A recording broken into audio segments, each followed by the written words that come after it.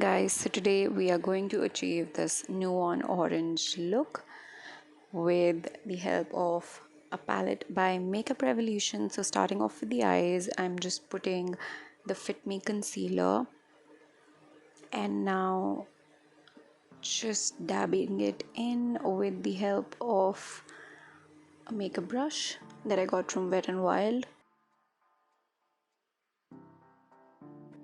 Okay, now I'm putting some loose powder to set the concealer, followed by putting some orange eyeshadow on my crease, and I'll slowly build this shade now. Make sure that you blend it right.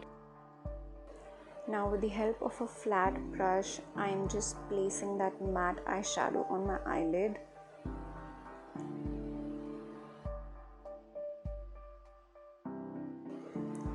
Matte eyeshadow can be quite tricky to work with, so make sure that you have a flat brush.